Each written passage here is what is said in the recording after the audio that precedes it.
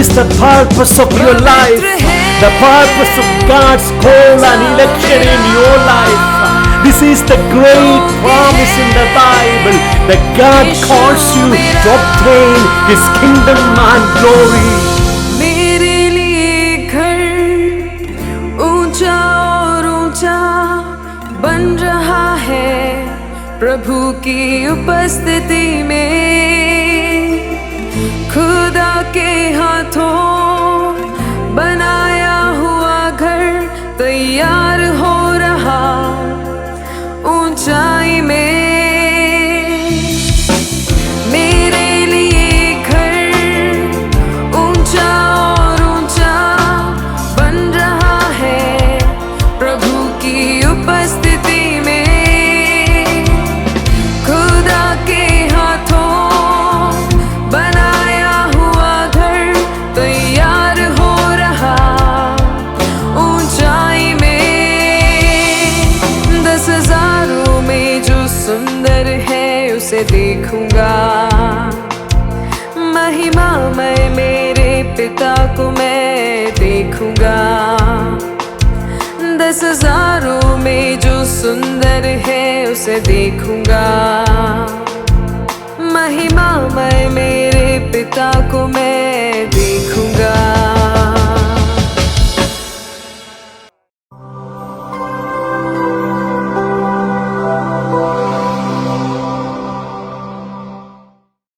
Welcome to kingdom and glory of God.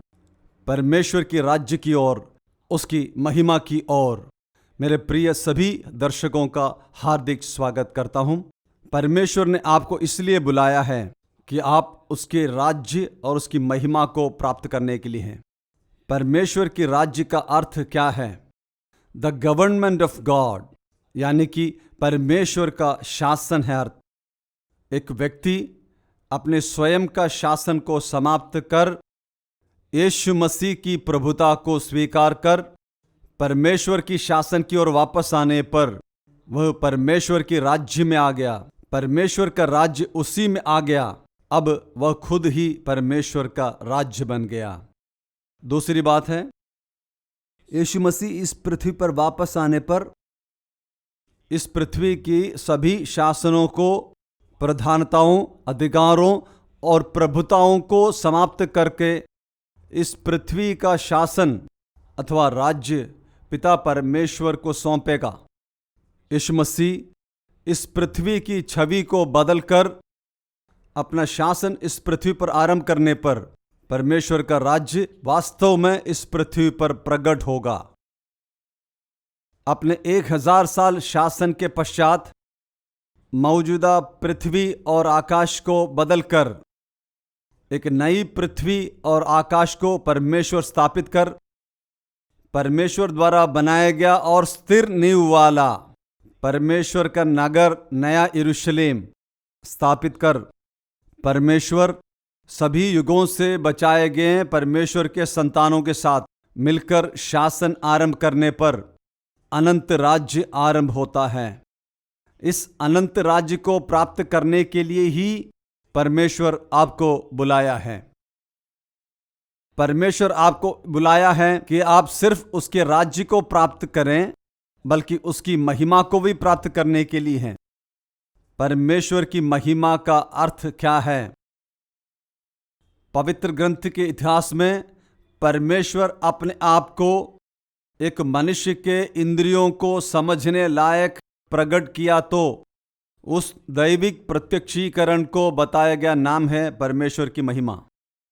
The glory of God means the visible, tangible and the Audible presence of God. देखने वाला, छूने वाला, सुनने वाला परमेश्वर की उपस्थिति को ही परमेश्वर की महिमा कहते हैं। दूसरी बात में कहें तो परमेश्वर की जीवन की संपूर्ण प्रकटीकरण को ही परमेश्वर की महिमा कहते हैं।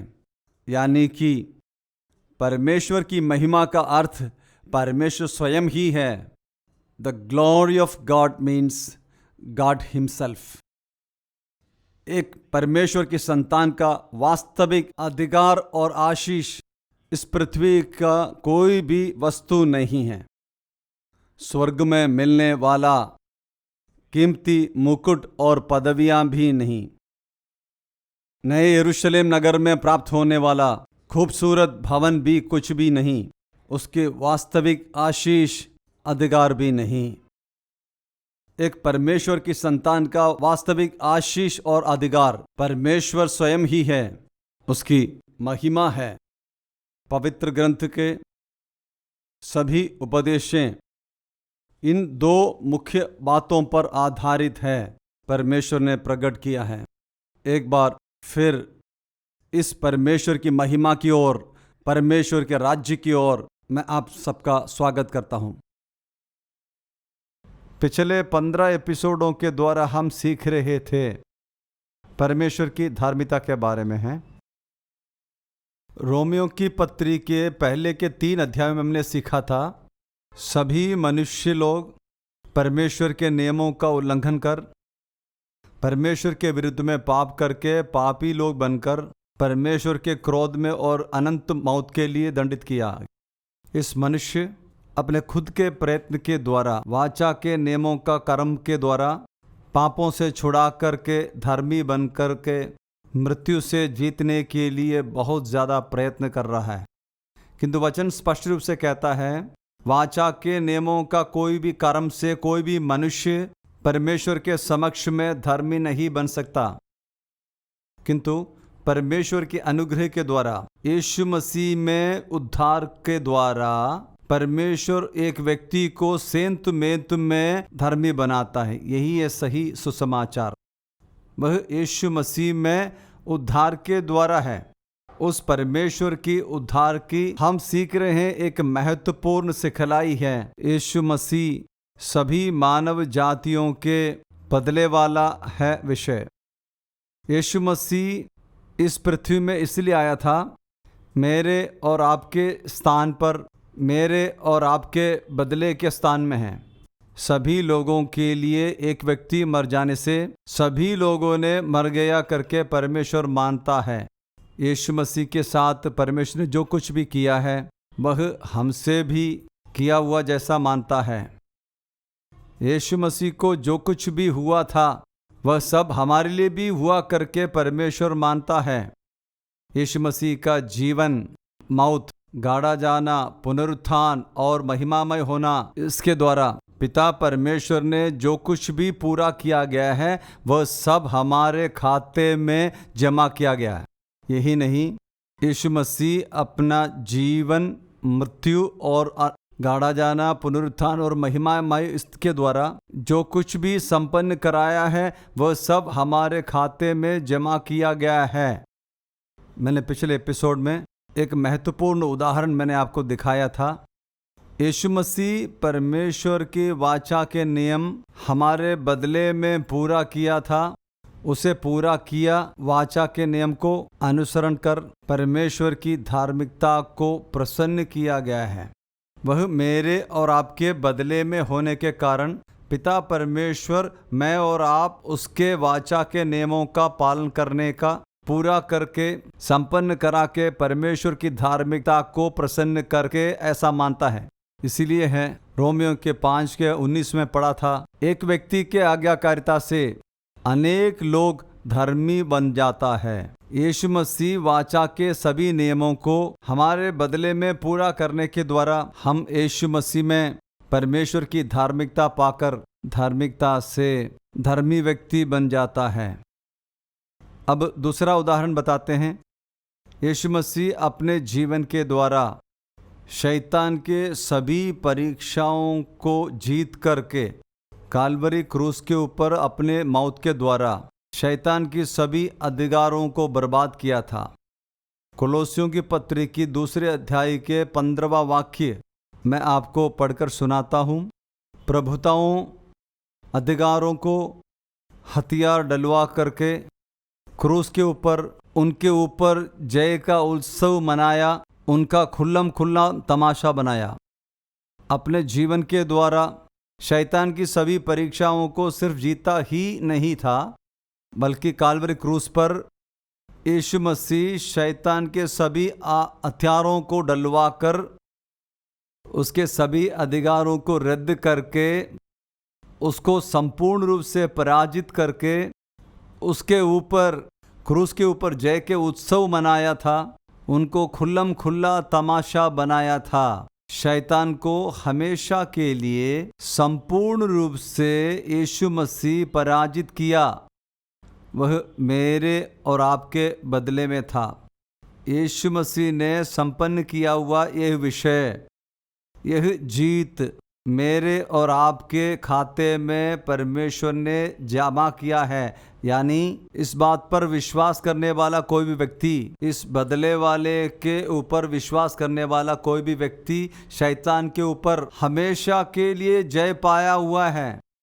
अब आप शैतान को पराजित करने की जरूरत नहीं है। यीशु मसीह आपके बदले में शैतान को हमेशा के लिए पराजित किया, उसके सभी अधिकारों को रद्द किया गया है।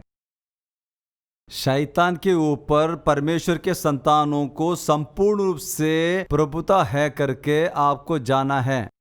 शैतान के ऊपर परमेश्वर के संतानों को संपूर्ण रूप से अधिकार है करके हमें जानना है। अब शैतान आपके ऊपर आक्रमण करने, बंधन में डालने या बदला लेने के कोई भी अधिकार नहीं है करके आपको जानना चाहिए। ऐसा कोई भी कहता है तो उनको परमेश्वर के वचन के बारे में ज्ञान नहीं है। किंतु शैतान परमेश्वर के जन के विरुद्ध में बहुत ही चालाकी के साथ काम करता है। उसके चालों के विरुद्ध में परमेश्वर के संतानों को विरोध करने की जरूरत है। उसके चालों, परीक्षाओं के विरोध में परमेश्वर के जन को विरोध करके उसको हराने की जरूरत है। किंतु हमारा विजय सुनिश्चित है, क्योंकि यीशु मसीह हमारे बदले में आया था। जहां हम लोग हार गया था वहां पर शैतान के ऊपर विजय पाया, उसे संपूर्ण रूप से पराजित किया, उसके अधिकारों को हमेशा के लिए समाप्त कर हमें उसके अधिकारों से छुड़ा दिया गया है। यीशु मसीह हमारे बदले वाला है। अपने जीवन के द्वारा, मरने के द्वारा, गाड़ा जाने के द्वारा, पुनरुत्थान के द्वारा और महिमामय के द्वारा जो कुछ भी संपन्न किया गया है वो सब हमारे खाते में जमा किया गया है। यही है सच्चा सुसमाचार। अब मैं कुछ महत्वपूर्ण पॉइंट्स आपके साथ इस बदले वाले के विषय के बारे में बताने जा रहा हूँ। यीशु मसीह सभी मानव जातियों के बदले वाला बनकर इस पृथ्वी पर आया। सबसे पहले स्वर्गीय पिता परमेश्वर सभी मानव जातियों के पापों को अपने पुत्र के ऊपर, उसके शरीर के ऊपर ढा दिया। God has transferred the sins of the whole world on the body of his only begotten son।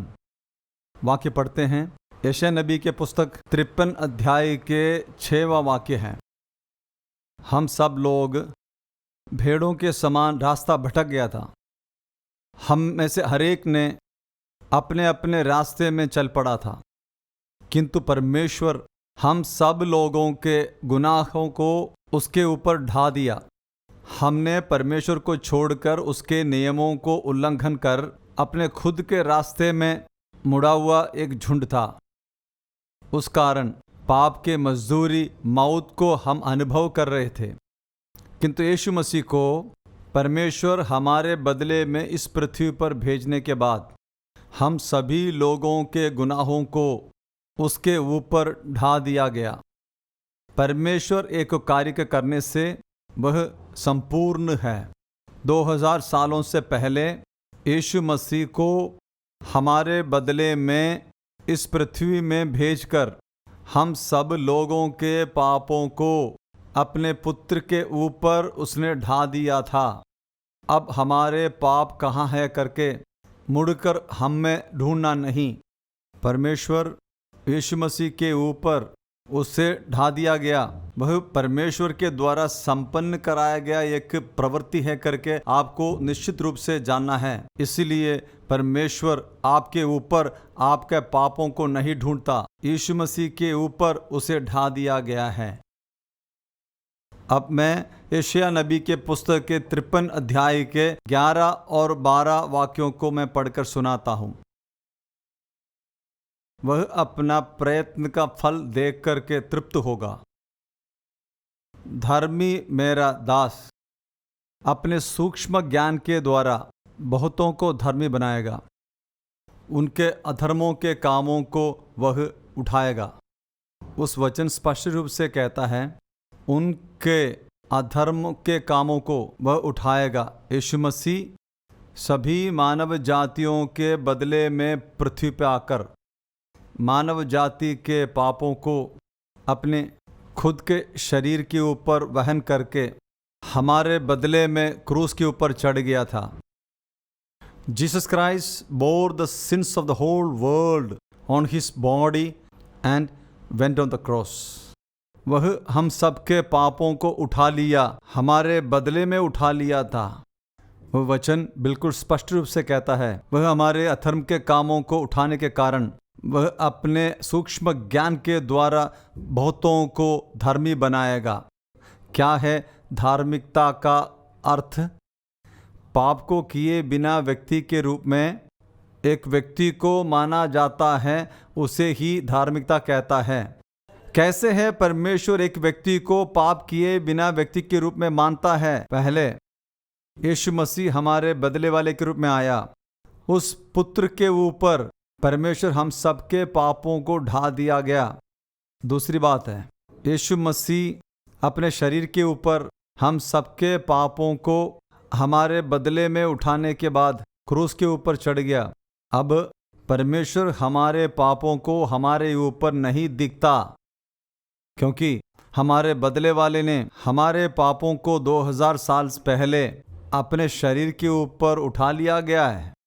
वह हमारे पापों को उठाकर पाप के लिए प्रायश्चित करने के द्वारा वह हमें धार्मी बनाता है, पाप किए बिना व्यक्ति के रूप में मानता है। ध्यान दीजिए, जो पाप मेरे ऊपर था परमेश्वर यीशु मसीह के ऊपर ढाकर यीशु मसीह मेरे पापों को अपने शरीर के ऊपर उठाते हुए मेरे बदले में क्रूस पर मरा। ऐसा है तो मैं परमेश्वर के द्वारा धर्मी बनाया गया है। पाप मुझ में नहीं है। पाप को किए बिना व्यक्ति के रूप में परमेश्वर मुझे मानता है। उसके 12वां वाक्यों को भी सुनते हैं। इसलिए मैं उनको महान लोगों के संग भाग दूंगा, बलवान लोगों के साथ वह लूटों को बांट लेगा। वह अपने प्राण को मृत्यु के लिए दे दिया गया था, अनेक लोगों के पापों को उठाकर अधर्मी लोगों के लिए बीच में खड़ा होकर अधर्मी लोगों के संग में उसे गिना गया हुआ था। वह वचन स्पष्ट रूप से कहता है कि वह अनेक लोगों के पापों को उठा लिया। यीशु मसीह इस पृथ्वी पर आया था, सभी मानव जातियों के पापों को उठाने के लिए था। वह मेरे और आपके स्थान पर हमारे बदले वाले के रूप में आकर हमारे पापों को अपने शरीर के ऊपर उठा लिया था। उसके बाद वह अपने प्राण को मृत्यु के लिए दे दिया गया था, यानी कि परमेश्वर के सामने अपना पाप रहित जीवन, अपना पाप रहित रक्त को प्रायश्चित के रूप में अर्पित करके हमारे पापों को समाप्त किया। हमें पाप किए बिना व्यक्ति के रूप में गिना जाता है। यही है सच्चा सुसमाचार। अब पत्रस का लिखा पहली पत्री 2 अध्याय के 24वां वाक्य को भी मैं आप लोगों को पढ़कर सुनाता हूँ। हम पाप के संबंध में मरकर धार्मिकता के लिए जीने के लिए वह अपने शरीर में हमारे पापों को उठाते हुए क्रूस के ऊपर चढ़ गया। उसके कोड़े खाने से आपको चंगाई मिल चुका है। देखिए, मैं पाप के संबंध में मरकर, यानी कि हम पाप के लिए मरकर धार्मिकता के लिए जीने के लिए यीशु मसीह अपने शरीर में हमारे पापों को उठाते हुए हमारे बदले में क्रूस के ऊपर चढ़ गया। यीशु मसीह सभी मानव जाति के पापों को अपने शरीर के ऊपर उठाते हुए सभी के बदले में क्रूस के ऊपर चढ़ गया। यशायाह नबी के 53 अध्याय में 11 और 12 वाक्यों में हमने साफ तौर पर सीखा है, यीशु मसीह अपने शरीर के ऊपर हमारे पापों को उठाते हुए क्रूस के ऊपर चढ़कर हमारे पापों का दंड को सहने के कारण वह हमें धार्मिकता देकर धर्मी बनाता है। किंतु प्रेरित पत्रोस ने थोड़ी और एक सीढ़ी बढ़कर प्रकाशन हमें सिखाता है। यीशु मसीह हमारे पापों को उठाने के कारण, दंड को भुगतने के कारण धार्मिकता पाकर के धर्मी ही नहीं बना, अपितु हम पापों के लिए मर चुका हुआ जैसा बन जाता है। ध्यान दीजिए, यीशु मसीह इस पृथ्वी पर जीवित रहा, एक बार भी उसने पाप नहीं किया, उसने पाप के ऊपर जयवंत होकर के जीवित रहा। वह मेरे और आपके बदले में है।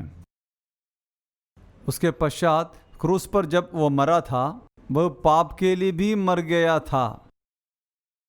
वह पाप के लिए मर जाने के कारण हम भी पाप के लिए मर गया हुआ जैसा परमेश्वर मानता है। यीशु मसीह का मृत्यु हमारे पापों को ही नहीं हरा था, यीशु मसीह का मृत्यु हमें धार्मिकता ही नहीं देते हैं, बल्कि यीशु मसीह के मृत्यु के द्वारा आप लोग पाप के लिए मर गया हुआ जैसा बनता है। पाप आज भी यहाँ पर कार्यान्वित है, पाप यहाँ पे काम करता रहता है। आज भी मुझे पाप करने का पूरा अवसर है, किंतु मुझे एक स्पष्ट प्रकाशन प्राप्त है। यीशु मसीह मेरे बदले में आकर के मेरे पापों को उठाकर मेरे पापों के बदले में मर गया था। वह पाप के लिए मर गया हुआ जैसा मैं भी पाप के लिए हमेशा के लिए मर गया जैसा बन गया। अब मुझे पाप के साथ कोई भी संबंध नहीं है। अब मुझे पाप करने की ज़रूरत नहीं। आत्मिक जीवन, पाप के ऊपर जय पाने वाला एक जीवन है करके आपको निश्चित तौर पर जानना है। यीशु मसीह के बदले में मर जाने के कारण सभी लोग पाप के लिए मर चुका है, ऐसा परमेश्वर मानता है। किंतु इस बात पर विश्वास करने वाले व्यक्ति में पवित्र आत्मा के द्वारा परमेश्वर काम करता है। ये कैसे एक व्यक्ति में कार्यान्वित होता है? हम किस प्रकार पाप के लिए मरा हुआ जीवन जी सकता है? पहला, हमें इन बातों के बारे में स्पष्ट रूप से सूक्ष्म ज्ञान की ज़रूरत है। ये सारी बातें पवित्र आत्मा हमारे हृदय में प्रकाशन दे करके हमें इसमें पूर्ण विश्वास होना चाहिए। अब पाप हमारे शरीर को कमज़ोर बनाना शुरू करते, तब हमारे भीतर में वास करने वाला पवित्र आत्मा हमारे शरीर के अंगों को पाप के लिए मरा हुआ अवस्था में बचा के रखेगा। यानी कि हमारे भीतर में वास करने वाला पवित्र आत्मा की सेवकाई है यीशु मसीह के क्रूस पर संपन्न कराया हुआ हर एक बातों को हम में उसकी संपूर्णता में प्रकट करना देना है। उस पवित्र आत्मा में हम जिएंगे। आत्मा के भरपूरी में जब जीवित रहेंगे, आत्मा के चलने के साथ पाप के लिए मरकर जीने के लिए परमेश्वर हमें अनुग्रह देता है। पत्रस लिखित पहली पुस्तक की 2 अध्याय के 24वें वाक्य में बताया गया है कि हम पाप के संबंध में मरकर धार्मिकता के लिए जीने के लिए वह अपने शरीर के ऊपर हमारे पापों को उठाते हुए क्रूस के ऊपर चढ़ गया। हम पाप के लिए मर चुका हुआ जैसा बना। पाप को प्रायश्चित ही नहीं मिला है, हम सिर्फ धार्मिकता को ही नहीं पाया है, हम पाप के लिए मर भी गया है हमेशा के लिए। अब हम धार्मिकता के लिए जीवित रहने वाला बन गया। अब हम पाप के लिए नहीं जिएंगे, धार्मिकता के लिए जिएंगे। एक बार पाप हमारे अवयवों में प्रभुता किया जब हम पाप करते रहते थे, किंतु अब परमेश्वर की धार्मिकता हम में प्रभुता करने के कारण हम परमेश्वर की धार्मिकता को ही करना शुरू कर देता है। हम अभी धार्मिकता को प्रकट करता है, धार्मिकता के लिए हम जीवित रहेंगे।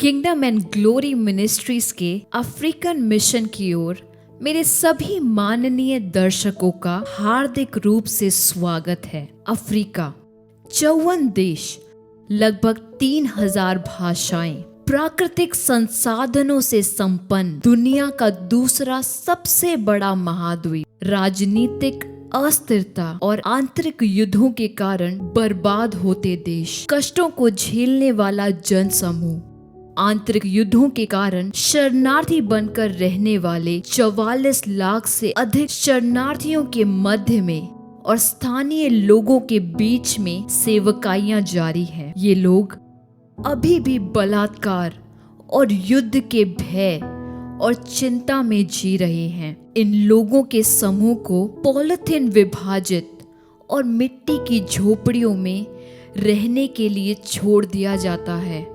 पौष्टिक भोजन, कपड़ा, शिक्षा और आधुनिक चिकित्सा उपचार की सुविधा अभी भी इनके लिए उपलब्ध नहीं है। जानवरों की तरह अपने जीवन को आगे बढ़ाने के लिए इन्हें भयानक परिस्थिति में छोड़ दिया जाता है। यहाँ हजारों अनाथ हैं, शारीरिक और मानसिक रूप से अक्षम हैं, यहाँ तक कि मानसिक रूप से मंद बच्चों के प्रति दुर्व्यवहार, मानव तस्करी और यौन शोषण भी इस देश में असामान्य घटना नहीं है। बच्चों से लेकर बड़ों तक पानी लाने के लिए लंबे समय तक लाइनों में इंतजार करना यहाँ का एक दैनिक दृश्य है। सांत्वना देने और साहस बढ़ाने के लिए हमारे मिशन के कार्यकर्ता घर घर जाकर परमेश्वर का वचन सिखाते और इनके लिए प्रार्थना भी करते हैं। ग्रामीण और दूर दराज के क्षेत्रों में सुसमाचार का प्रकाश लाने के लिए ग्रामीण सुसमाचार यूनिट की अपनी परियोजना पहले से ही शुरू कर दी है। उद्धार पाने वालों को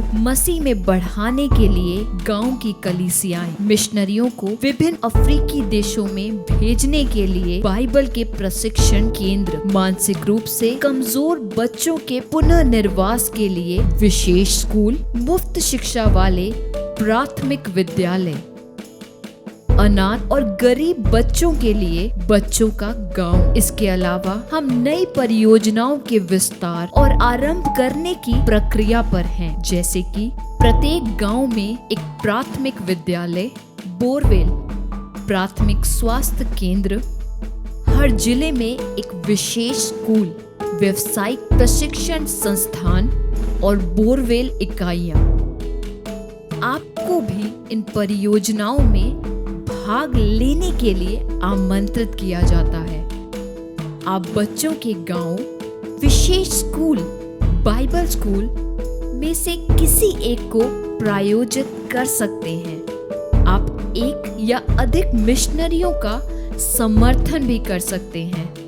आप हमारे साथ ग्रामीण चर्च भवन निर्माण, प्राथमिक स्वास्थ्य केंद्र, बोरवेल या बोरवे यूनिट में भागीदार हो सकते हैं। यदि आप एक विशेष शिक्षक, व्यवसायिक प्रशिक्षक, चिकित्सा पेशेवर या शिक्षक हैं, तो आपकी मदद की सख्त जरूरत है। आपके पास इस मिशन क्षेत्र में जाने और सेवा करने का अवसर है। यदि आप अपनी खुद की सेवकाई करने का दर्शन रखते हैं, तो हमारा एनजीओ आपको सभी आवश्यक कानूनी सहायता देने के लिए तैयार है। शब्दों से परे बर्बादी की हालत में रहने वाले हमारे सहजीवियों, साथियों की उन्नति और सहायता के लिए आए हम मिलकर काम करें। नया यरूशलेम नगर मेरा भवन है, तेरी महिमा की संपूर्णता का वारिस हूँ। नया यरूशलेम नगर मेरा भवन है,